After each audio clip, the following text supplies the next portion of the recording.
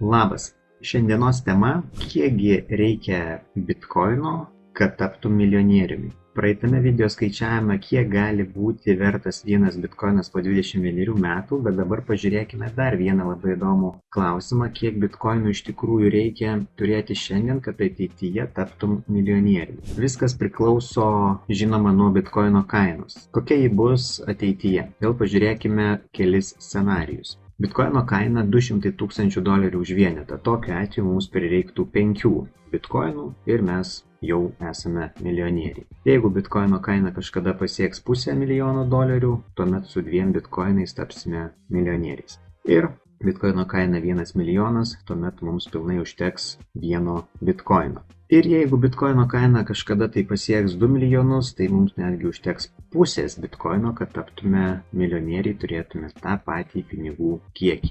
Su 5 milijonais kaina milijonieriais būtume su 0,2 bitkoinais ir tikriausiai tęsti galima būtų be galo, tačiau dėl šitų priežasčių, kurias ką tik išvardinau, bitcoin bendruomenėse atsirado tokie psichologiniai slenksčiai. Tai minimalus tikslas pas kai kuriuos yra 0,1 bitkoinas, pas kai kuriuos 0,5 ir vienas toks iš svarbesnių šių dienų tikslų yra turėti pilną 1 vienetą. Ir tikriausiai jau žinote, kad bitkoino kiekis yra ribotas, yra tik 21 milijonas monetų, tai reiškia, kad šis turtas yra iš esmės ribotas skaitmeninis turtas. Daugiau bitkoinų niekada nebus sukurta ir tai jį ir padaro būtent vertingą mums. Kitas klausimas kitam video. Kas nutiktų, jei vietoje vienkartinės investicijos tu tiesiog kas mėnesį investuotum į bitkoiną, pavyzdžiui, visiems nesunkiai prieinama suma 200 eurų per mėnesį. Kitame video būtent tai ir aptarsime,